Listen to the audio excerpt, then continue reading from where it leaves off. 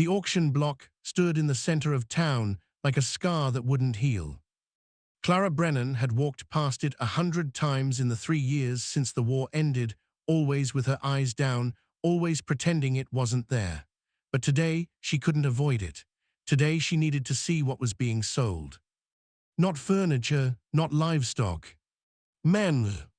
Confederate soldiers, captured in the final days of the war and held in Union prisons until someone decided they were worth more as labor than as prisoners. The notice had gone up at the general store 2 days ago, auction of able-bodied workers. Saturday, noon, all sales final. Clara stood at the edge of the crowd, one hand resting on her swollen belly, the other clutching a $1 bill so tightly it had begun to crease.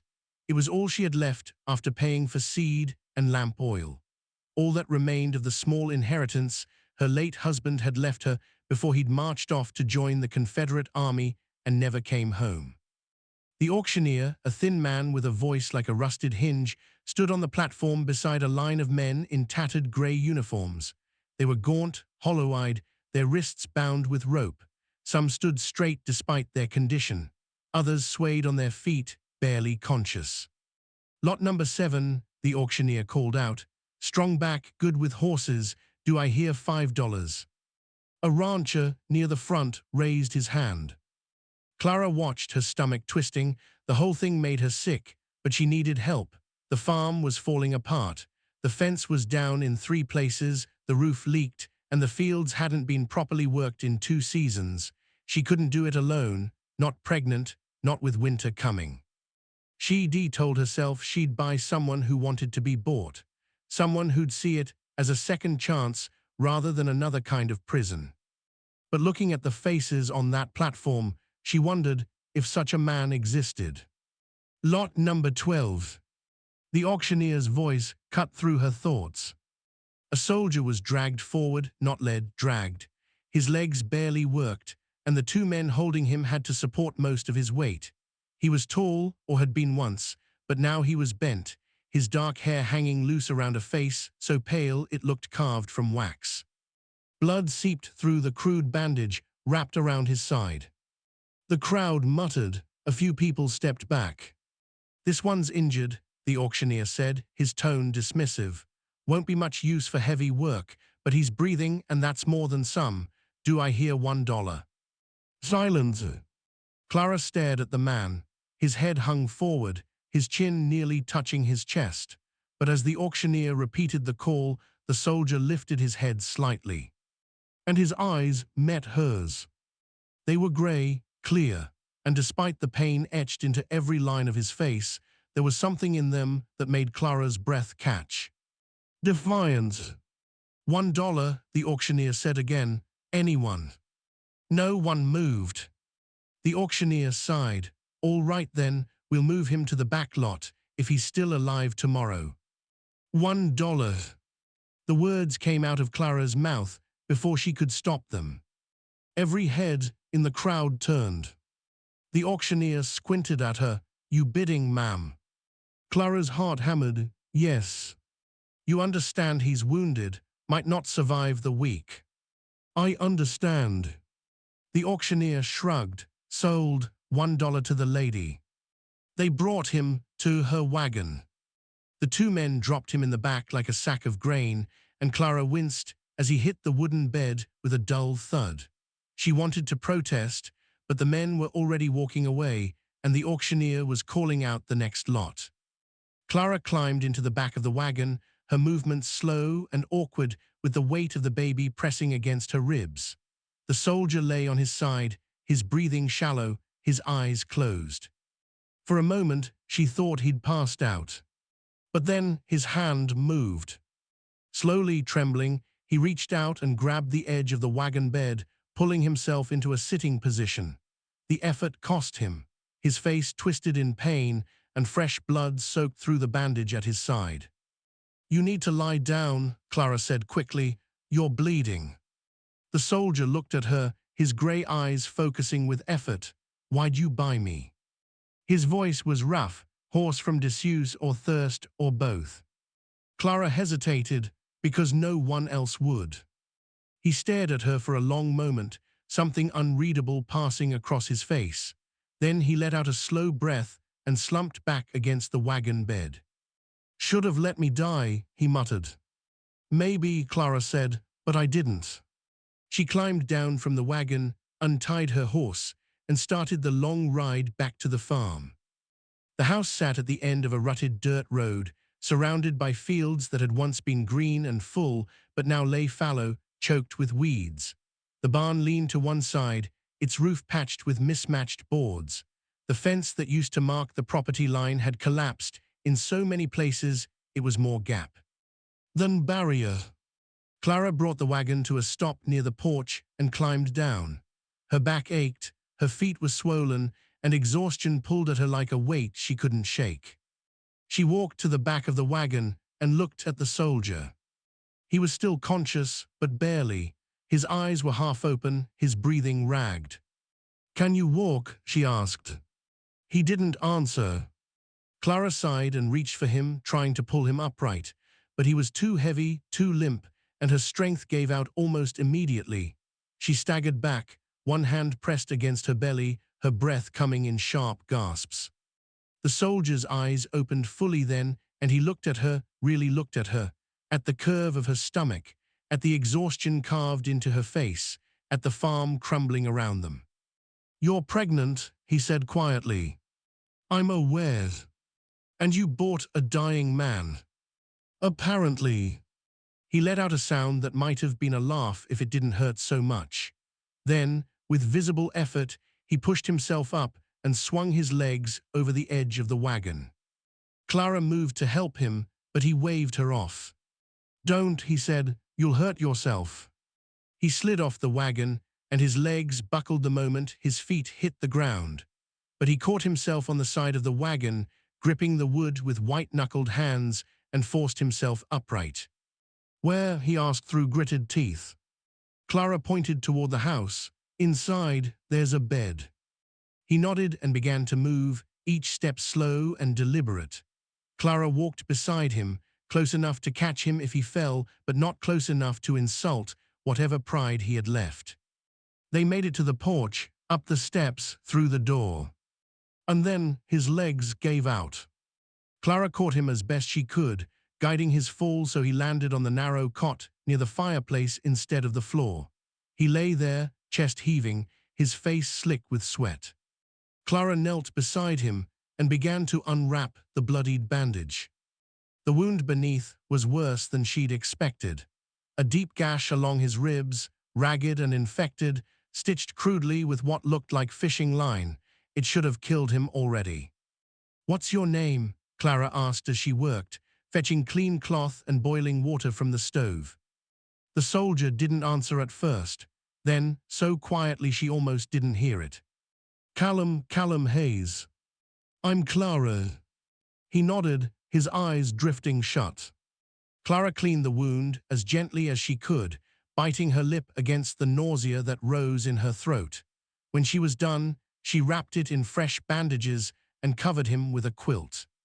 He was already asleep or unconscious, she couldn't tell which. Clara stood, pressing one hand against the small of her aching back, and looked down at him. "I hope I didn't just waste my last dollar," she murmured. Then she turned and walked to the window, staring out at the dying light and the fields beyond, wondering what she'd just brought into her home. And whether he'd live long enough for her to find out.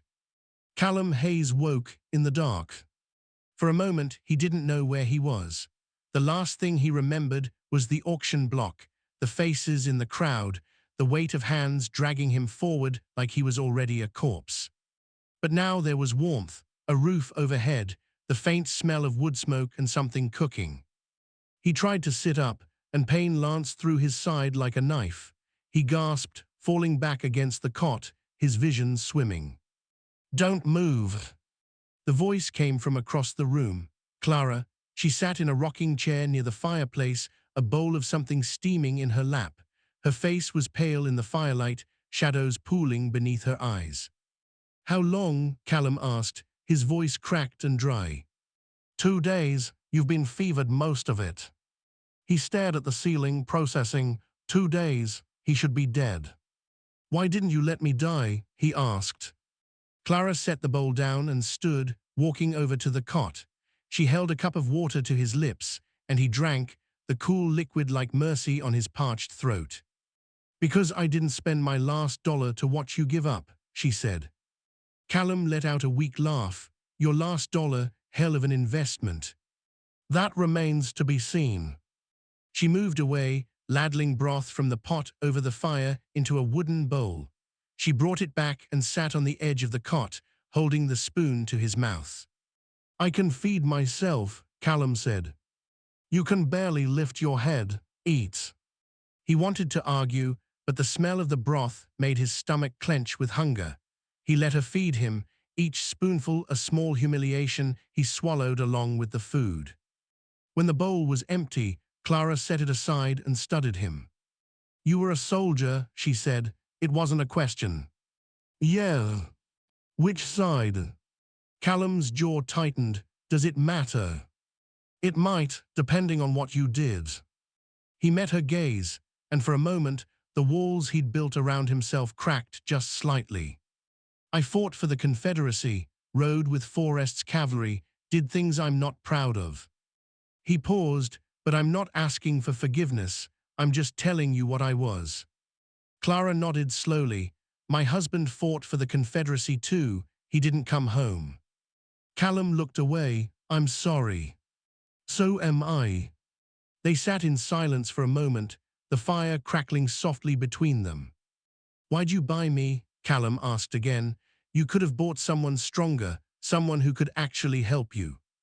Clara's hand moved unconsciously to her belly, because everyone else saw you as already dead, and I know what that feels like. Callum frowned. What do you mean? She stood and walked to the window, staring out into the night.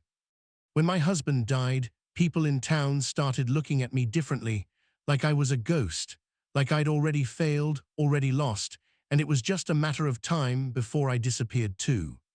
She turned back to him, her eyes hard. I'm still here, and so are you, maybe that's reason enough. Over the next week, Callum slowly regained his strength. It was a painful, frustrating process.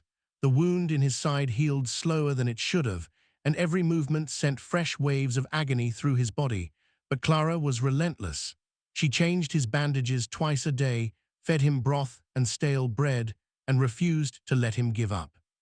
You're wasting your time, Callum said one afternoon as she helped him sit up. Probably, Clara replied, but it's my time to waste. He studied her as she worked. She was younger than he'd first thought, maybe 25, though hardship had aged her. Her hands were rough, calloused from work, and there was a weariness in her eyes that went deeper than exhaustion. But there was something else too.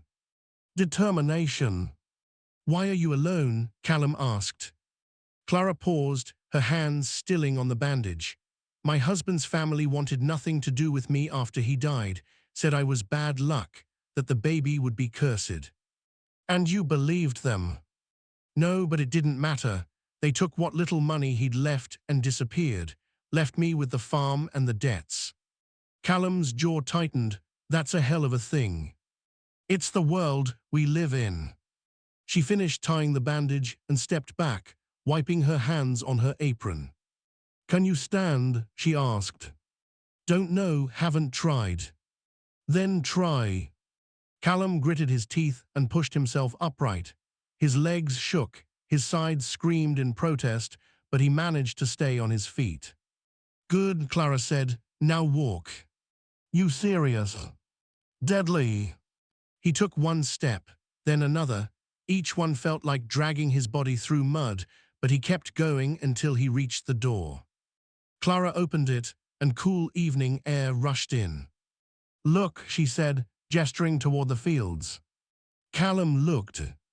The land stretched out before him, wild and overgrown, the fences broken, the barn sagging under its own weight. It was a wreck, but beneath the neglect, he could see what it had been, what it could be again. You think you can help me fix it? Clara asked quietly. Callum turned to her. I'm half dead. I don't know if I'll survive the month. That's not what I asked. He looked back at the fields. at the broken fence, at the work that needed to be done. "If I live," he said slowly, "I'll help you." Clara smiled, small, faint, but real. "Then I'll make sure you live." That night, Callum woke to the sound of Clara crying. It was soft, muffled, like she was trying to hide it.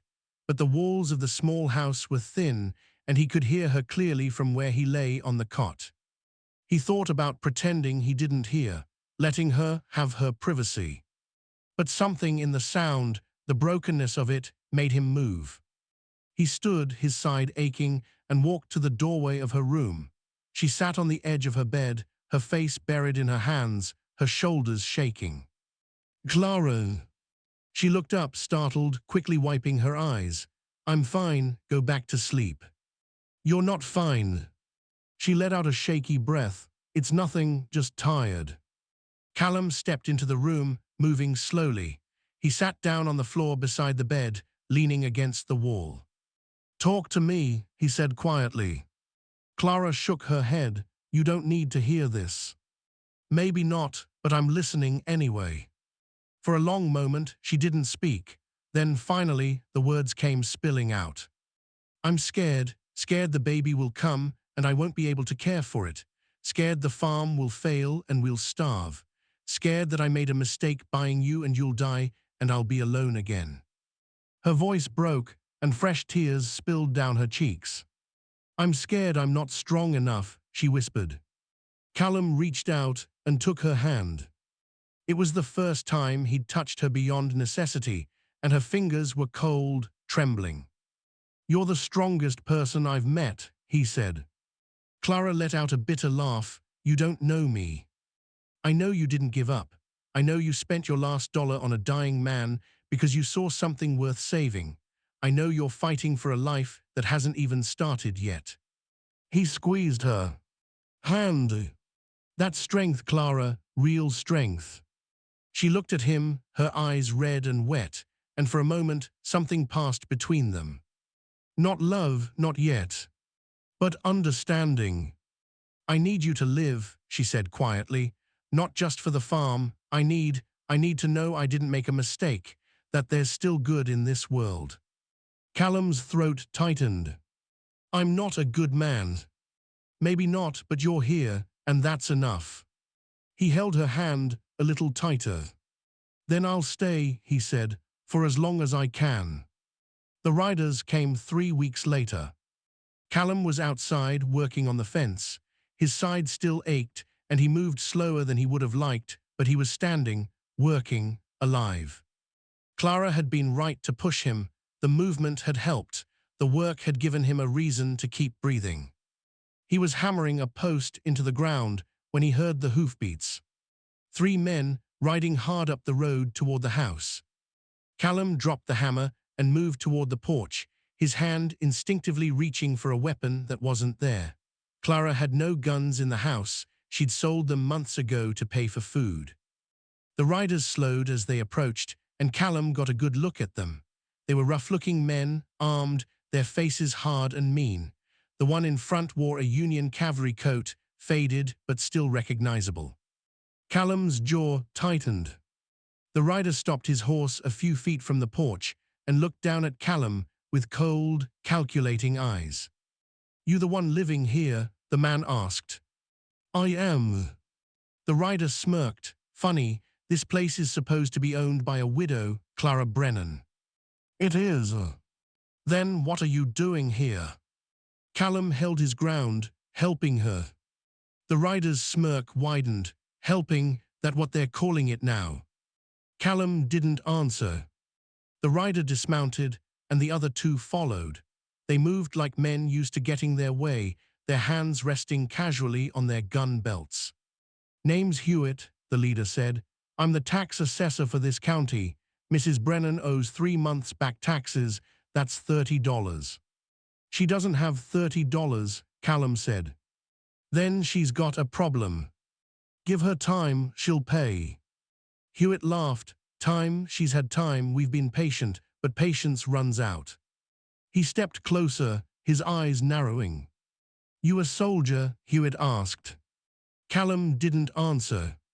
Yeah, thought so. Confederate, I'd guess. You got that look. Hewitt's smile turned ugly. You know what we do to Rebs who don't pay their debts. I'm not the one who owes the debt. No, but you're living on her land. That makes you complicit. The door to the house opened, and Clara stepped out onto the porch. She looked pale, her hand resting on her swollen belly, but her voice was steady. Leave him alone. This is between you and me. Hewitt turned to her, his expression shifting into something falsely polite. Mrs. Brennan, good to see you. We were just discussing your situation. I told you last month I'd pay when the harvest came in. That's not good enough. The county needs its money now. I don't have it now. Hewitt sighed, shaking his head. Then I'm afraid we're going to have to seize the property. Clara's face went white. You can't do that. I can and I will, unless, he paused, his eyes drifting over her in a way that made Callum's blood boil, unless we come to an arrangement. Callum stepped forward, his voice low and dangerous. What kind of arrangement? Hewitt smiled. The kind that benefits both parties. Mrs. Brennan provides certain services, and I forget about the taxes for a while. The words hung in the air like poison. Clara's voice was ice. Get off my property. Hewitt's smile vanished. You're in no position to make demands. Get off my property. Hewitt's hand moved to his gun. And Callum moved faster. He closed the distance in 2 strides, his fist connecting with Hewitt's jaw before the man could draw. Hewitt went down hard, blood spraying from his mouth. The other 2 men reached for their guns, but Callum was already moving. He grabbed the closest one, driving his shoulder into the man's stomach and slamming him against the porch railing. The man's gun clattered to the ground. The 3rd man drew and aimed at Callum's chest. Don't, Clara said. She stood on the porch, holding a shotgun. It was old, maybe didn't even work, but the man didn't know that. Put it down, Clara said, her voice steady. The man hesitated, then slowly lowered his gun. Hewitt pushed himself to his feet, spitting blood. His eyes were full of rage. You just made a big mistake, he said. Callum stepped between him and Clara. Leave now. Hewitt stared at him for a long moment. Then he turned to his men. Mount up. They climbed onto their horses, and Hewitt paused, looking back at Clara. This isn't over. I'll be back with the sheriff, and when I do, you'll lose everything. Then they rode off, disappearing down the road in a cloud of dust. Clara lowered the shotgun, her hands shaking. See? Alum turned to her. Is it loaded? No. He let out a breath. That was a hell of a bluff. Clara set the shotgun down and sank onto the porch steps, her face pale. What do we do now? Callum sat beside her, his side aching from the fight. We figure it out. There's nothing to figure out. I don't have $30. I can't pay them. Then we'll find another way. Clara looked at him. What other way? They'll come back. They'll take the farm. And then, her voice broke, then I'll have nothing. Callum reached out and took her hand, the same way he had that night weeks ago. You won't have nothing, he said quietly. You'll have me. Clara stared at him, tears welling in her eyes. You don't owe me anything, Callum. You don't have to stay. I know. Then why? He looked out at the fields, at the broken fence he'd been fixing, at the land that had started to feel like something more than just a place to survive. Because this is the first time since the war that I've felt like I'm worth something, he said. You gave me that. Let me give you something back. Clara's tears spilled over, and she leaned her head against his shoulder. I'm scared, she whispered. I know, so am I. They sat there as the sun set, the sky turning red and gold, and neither of them spoke. But they didn't let go of each other's hands. They had 4 days before Hewitt returned. Callum worked like a man possessed, despite Clara's protests. He finished the fence, patched the worst of the roof leaks, and cleared 2 acres of the overgrown field. His wound reopened twice, and each time Clara had to force him to stop and let her rebandage it. "You're going to kill yourself," she said one evening, pressing fresh cloth against his side. "Maybe, but not before I make sure you're taken care of." Clara's hands stilled. She looked up at him, her eyes searching his face. "Why do you care so much?" Callum was quiet for a moment, then he spoke, his voice low. "Because for the last 3 years, I've been dead, walking around, breathing, but dead inside. And then you bought me for $1 and gave me a reason to wake up." Clara's throat tightened. "You didn't just save my life, Clara, you gave it back to me." She didn't know what to say, so instead, she finished tying the bandage and stood, wiping her hands on her apron. "I made stew," she said quietly. "You should eat." They ate in comfortable silence, the firelight casting soft shadows across the small room. When they were done, Clara started to clear the dishes, but Callum stopped her.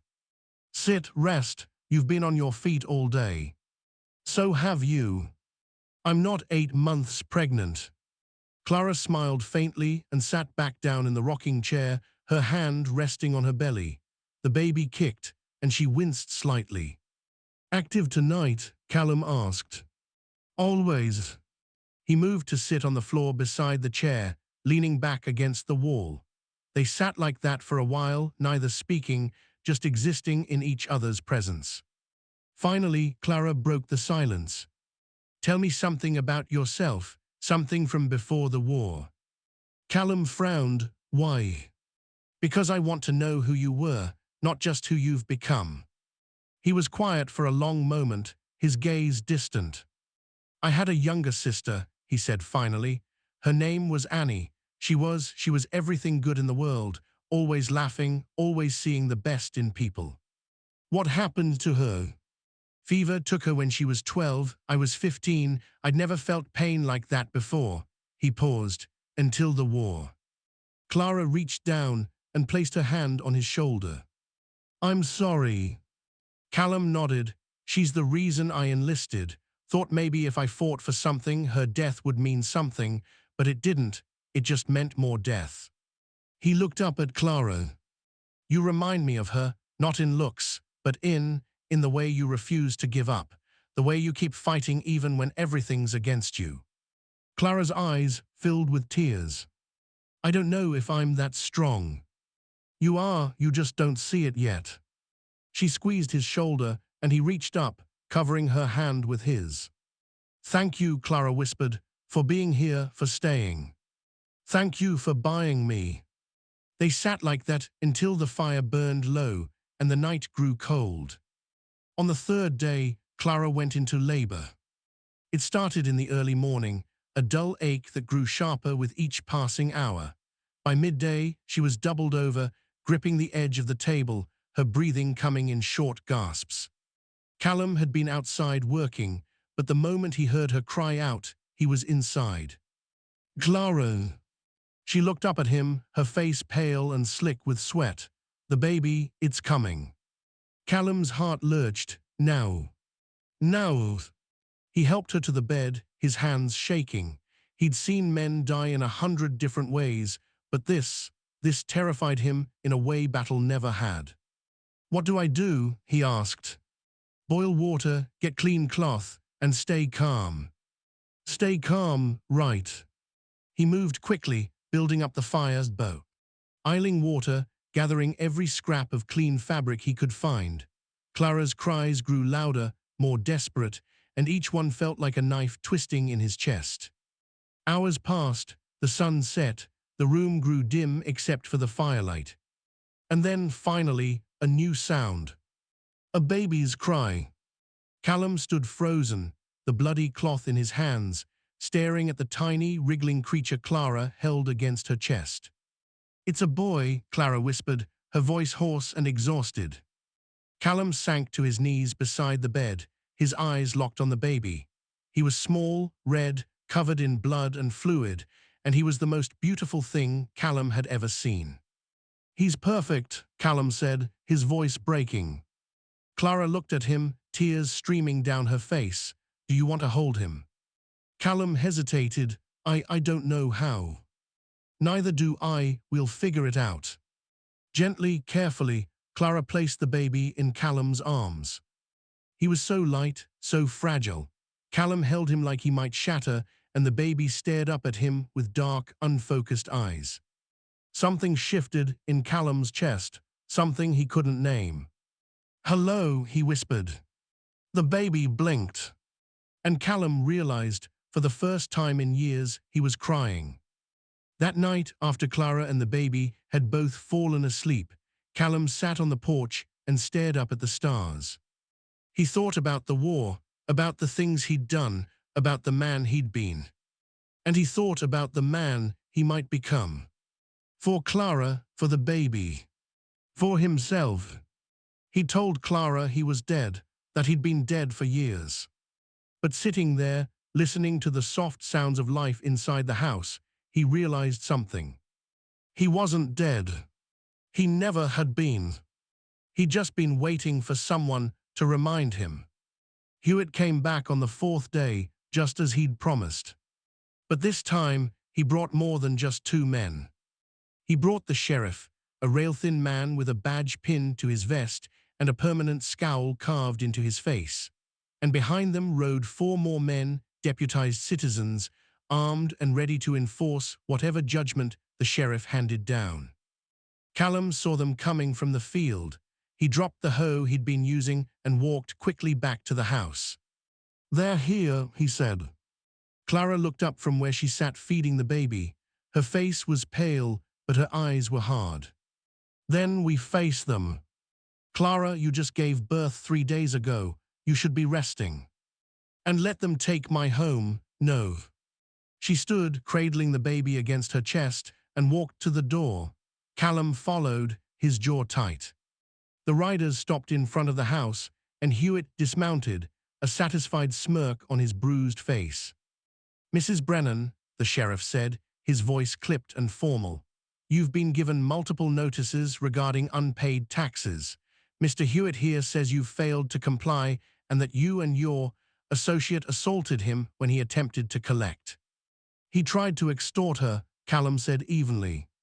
The sheriff's gaze flicked to him. "That's a serious accusation." "It's the truth." Hewitt stepped forward. "The truth is this man attacked me without provocation. I was simply doing my job." The sheriff sighed. "Mrs. Brennan, do you have the $30 owed?" Clara's voice was steady. "No, but I can pay it in 2 months when the harvest comes in." "The county can't wait 2 months. Then the county is run by thieves." The sheriff's expression hardened. "Ma'am, I don't want to do this, but if you can't pay, I'm authorized to seize the property and sell it at auction to cover the debt." Clara's grip tightened on the baby. "This is my home, my child's home." "I understand that, but the law is the law." Callum stepped forward. "How much is the property worth?" The sheriff frowned. "Excuse me. If you auction it, how much would it sell for?" "Probably $50, $60 in its current state." Callum nodded. "So you take her home, sell it for $60, keep $30 for the taxes, and pocket the rest." The sheriff's face reddened. "That's how it works." "That's robbery." "It's the law." Callum reached into his coat and pulled out a small leather pouch. He'd been carrying it since the war, hidden, never touched. Inside were $40, his share of a payroll he and his unit had captured in the final days. Blood money, guilt money, money he'd never been able to bring himself to spend. He held it out to the sheriff. "Here's $40. That covers the taxes and gives her a buffer for the next few months." The sheriff stared at the pouch. "Where'd you get this?" "Does it matter?" The sheriff hesitated, then took the pouch and counted the money. His expression shifted, surprised. "This is more than enough." "Good, then we're done here." Hewitt stepped forward, his face twisted with anger. "You can't just." "The debt is paid," the sheriff said, cutting him off. "We're leaving." "But he assaulted me." The sheriff looked at Hewitt, then at Callum's still healing wound, then back at Hewitt's bruised face. "You look fine to me, T." He sheriff said flatly, "And frankly, Hewitt, I've heard rumors about the kind of arrangements you try to make with widows. If I were you, I'd count myself lucky and ride out while you still can." Hewitt's jaw clenched, but he said nothing. He mounted his horse and rode off, the others following. The sheriff handed Clara a receipt. "You're paid up through the end of the year. After that, you'll need to make arrangements." "I will," Clara said. The sheriff tipped his hat and rode away. Clara and Callum stood on the porch, watching the dust settle on the road. "You didn't have to do that," Clara said quietly. "Yes, I did. That was your money. You could have used it to start over somewhere." Callum looked at her, at the baby in her arms, at the house behind them. "I am starting over here." Clara's eyes filled with tears. "Callum." He reached out and gently touched the baby's head, his hand large and rough against the soft skin. "What are you going to name him?" Callum asked. Clara looked down at her son, then back at Callum. "I was thinking James, after my father." She paused, "but his middle name will be Callum." Callum's throat tightened. "You don't have to do that." "I want to. You saved us, both of us." Callum shook his head. "You saved me first." Clara smiled through her tears. "Then I guess we are even." Callum laughed, a real laugh, the first in years. "Yeah, I guess we are." The harvest came in strong that year. With Callum's help, Clara managed to plant and work 3 full acres, and the yield was better than it had been in 5 years. They sold enough to pay off the remaining debts and buy seed for the next season. The townspeople, who'd once looked at Clara with pity or disdain, began to look at her differently. Word spread about the man who'd given up his last dollar to save a widow's farm, about the soldier who'd chosen life over death. And slowly, Clara's farm became something more than just a place to survive. It became a home. One evening, a year after the auction, Callum sat on the porch watching the sun set. Clara came out and sat beside him, little James toddling between them, his small hands gripping their knees for balance. "He's getting big," Callum said. "Too big, I can barely keep up with him." Callum smiled and reached out, ruffling the boy's hair. James giggled and grabbed his hand. "Papa," James said. Callum froze. Clara looked at him, her expression soft. "He's been calling you that for a week now. I didn't know if I should correct him." Callum stared at the boy, his chest tight. "I'm not his father," he said quietly. "No, but you're here. You love him. You take care of him." Clara reached over and took Callum's hand. "That makes you his father." Callum's eyes burned. He looked at Clara, at the woman who'd bought him for $1 when no one else would, who'd given him a reason to live when he'd given up. "I love you," he said. Clara's breath caught, then she smiled, tears spilling down her cheeks. "I love you too." They kissed, soft and gentle, as the sun disappeared below the horizon and the stars began to emerge. James, oblivious, toddled off the porch and chased a firefly across the yard. And for the first time in years, Callum felt it. Basil. Years later, people in that county would talk about the widow who bought a dying soldier and turned a failing farm into one of the most prosperous in the valley. They'd talk about the man who'd been auctioned off for $1 and became one of the most respected ranchers in the territory. But more than that, they'd talk about the family, about the love that grew from one small act of mercy, about the soldier who'd been told he was as good as dead and proved them all wrong. Because sometimes all it takes is one person to believe in you. $1, one chance, and the courage to say, "I never died."